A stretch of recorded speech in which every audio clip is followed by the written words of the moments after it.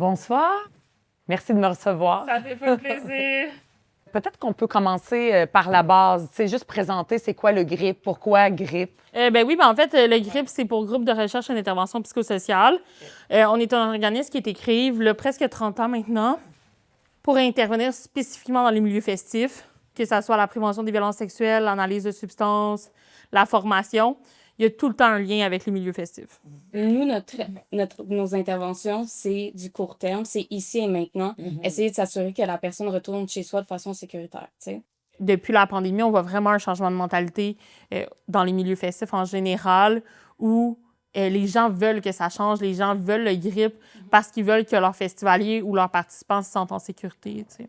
Je pense qu'il faut qu'on arrête d'avoir comme idée que les victimes doivent se protéger de quoi que ce soit en milieu festif. Et ce que le GRIP, on aime vraiment remettre sur la table, c'est le pouvoir de la communauté et le pouvoir du collectif. Quand tu vois quelque chose, il faut que tu réagisses. La notion dans de ça, c'est que c'est de prioriser la victime puis de savoir qu'est-ce qu'elle elle veut avoir. Très souvent, dans nos situations, dans nos expériences, c'est pas d'aller confronter l'agresseur, c'est de les accompagner à ce moment-là. Et la personne qui vient de vivre la violence, elle sait ce qu'elle avait besoin, puis je veux dire, on va te le dire, t'es pas là pour commencer à décider que cette personne-là a le mérite de se faire punir ou whatever, non. Wow, merci. Fait que j'ai hâte. J'espère que ça va être une soirée tranquille quand même. C'est sûr qu'au début de soirée, c'est un peu plus calme, disons. Fait que c'est le moment où est-ce qu'on va aller voir les bouncers, les doormen, demander comment ça va la soirée. On dit tout le temps la tempête, c'est genre à partir de minuit et demi, 1 heure. Là. Puis vous faites ça jusqu'à quelle heure? 4. Non.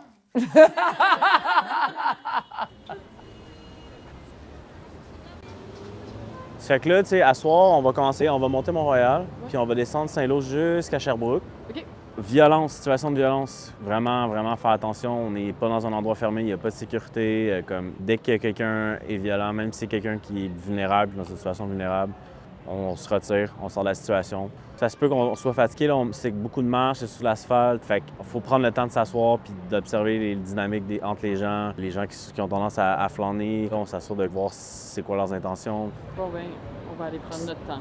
Yeah! Bon, fait que ready? Yes, sir. Commence la soirée. Let's go, on part.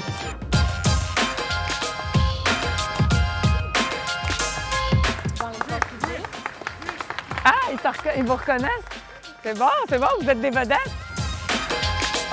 Est-ce qu'il peut y avoir une nuit que vous n'avez pas aucune intervention à faire? Non, c'est impossible. Ça n'existe pas. C'est pas réaliste, ça arrive pas malheureusement. Comme on manque pas de job puis on manque pas d'intervention là. Ça va jamais être un travail, on commence, puis il va y avoir un résultat, puis là, tout d'un coup, le nightlife montréalais est sécuritaire parce qu'il y a tout le temps des nouvelles personnes, c'est tout le temps des nouveaux clients. Fait que c'est un travail constant, justement, la prévention des violences ici. Ouais.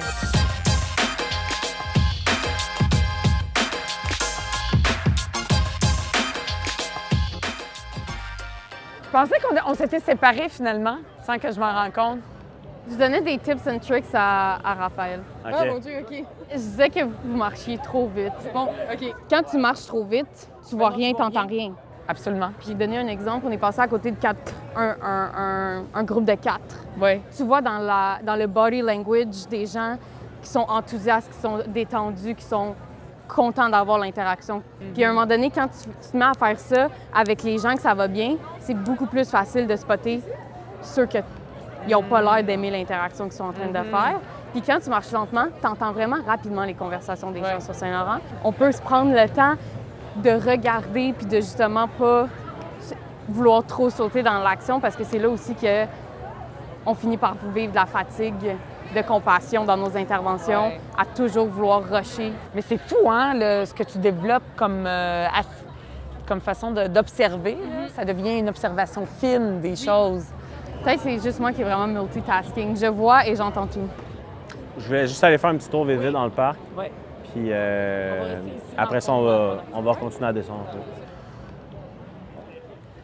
Les intervenants sont allés dans le parc ici, le petit parc, juste pour voir un peu les gens qui sont là, comment ils se comportent. Donc, on ne va pas venir les déranger. Fait que c'est vraiment juste une observation, une inspection d'une certaine façon pour voir comment ça se passe. Fait que je vais les attendre pour pas les déranger pendant qu'ils font ça.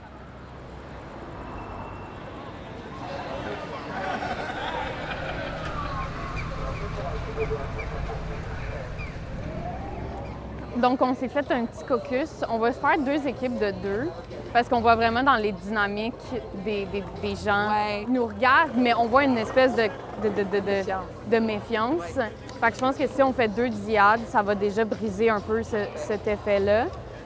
Let's do this! Donc là, les équipes se sont séparées 2 par 2. C'est fou parce qu'on marche dans des rues dans lesquelles j'ai souvent marché la nuit, surtout quand j'étais jeune, je sortais. Puis là, tout d'un coup, je découvre un autre monde, je l'observe d'une autre façon. Puis c'est comme Montréal la nuit, c'est une autre ville, c'est très, très différent. C'est comme je suis en exploration dans ma propre ville. C'est vraiment un sentiment très, très étrange, puis j'aime beaucoup ça.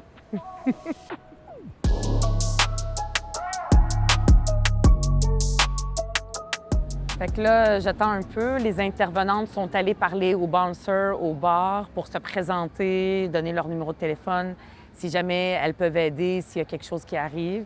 Donc, c'est juste pour faire connaissance puis leur parler de leur travail. Salut! Excuse-moi, j'ai un peu ear job sa conversation. J'ai cru entendre que tu avais vécu une situation où est-ce qu'il y avait quelqu'un qui a touché quelqu'un dans le bar. Ah, c'est pas ici. OK. Bien, en fait, c'est que je ne sais pas si vous avez déjà entendu parler de nous, là, mais nous, on est le GRIP.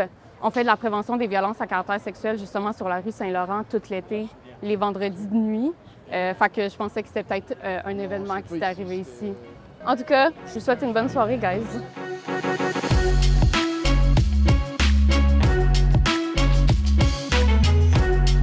Bon, ben nous, on va y aller.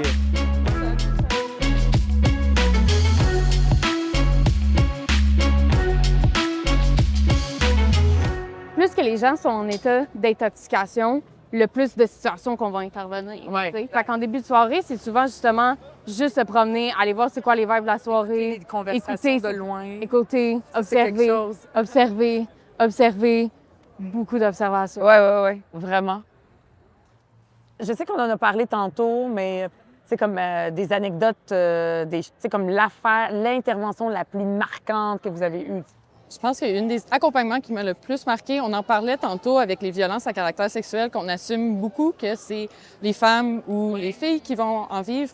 Puis dans un espace public, on s'est fait approcher par un jeune adolescent, puis il nous a fait un dévoilement de violences à caractère sexuel assez sérieux. Je pense que ça m'a beaucoup ouvert. Je pense souvent à cette personne-là qu'on a vraiment un rapport rapide de confiance, je crois, avec le GRIP, avec même les gens qui ne nous connaissent pas, dans des environnements qui ne connaissent pas nécessairement le GRIP, mais il y a vraiment quelque chose dans notre qualité d'intervention qui fait en sorte que les gens se livrent à nous assez rapidement, d'une façon très ouverte. Parce que tu disais, les gens sont en confiance. Là. Oui. En termes de dévoilement, là, en ce moment, là, dans les dernières semaines, là, c'est minimum 5 à 10 dévoilements par soirée Ah, ouais. qu'on est sur le terrain. De dévoilement de pas quelque chose qui se passe maintenant, C'est pas quelque chose passé qui maintenant, se qui passe s'est dans passé. leur vie. C'est passé dans leur... Comme C'est passé, l'adolescence. qui se passe. Ou... Ouais. C'est qu'ils sont en confiance de nous en parler Ouais. parce qu'ils savent qu'on va les prendre au sérieux. Puis ils savent que... Puis aussi, Vous allez c'est pas les important juger. pour nous parce que ça nous permet aussi de peut-être surveiller certains endroits ou comprendre certaines réalités. Puis aussi, juste des fois, parler, c'est juste ça que tu as besoin. Là. Souvent, je pousse les intervenants à faire comme si vous avez besoin de parler, venez me voir, parce que j'ai été exactement dans leur position où est-ce que j'ai eu des dévoilements tellement intenses que ça a affecté mon travail. Des fois, justement, autant pour les victimes, c'est pas ce soir qu'ils vont réaliser qu'ils ont vécu une violence, ça va être dans 2 jours ou le lendemain. Bien, même chose pour nos intervenants. C'est peut-être pas la soirée même qu'ils vont vivre des émotions par rapport à l'intervention qu'ils ont vécue. Ça se peut que ça soit demain, ça se peut que ça soit dans une semaine. Fait que, on veut faire attention aux autres, mais on se met aussi dans une position de vulnérabilité à chaque fois qu'on fait une intervention. Ouais. Bien, vraiment, merci. Merci pour votre temps, pour votre générosité. J'espère qu'on vous a pas trop dérangé. Juste un petit peu, je sais. Merci. Bien, je vous laisse changer le monde une nuit à la fois. Fait que là, les intervenants, ils quittent. On les laisse continuer leur soirée. Eux autres, ils peuvent rester là, jusqu'à 4 heures du matin parce que c'est souvent quand la soirée s'allonge qu'il y a plus d'interventions, là, beaucoup plus actives. Pour assurer la sécurité la nuit, le service du GRIP est vraiment important et vraiment essentiel. Ça peut changer des vies. C'est un organisme communautaire, hein, qui reçoivent malheureusement moins d'argent. Il faut qu'ils justifient le travail qui est quand même important qu'ils font.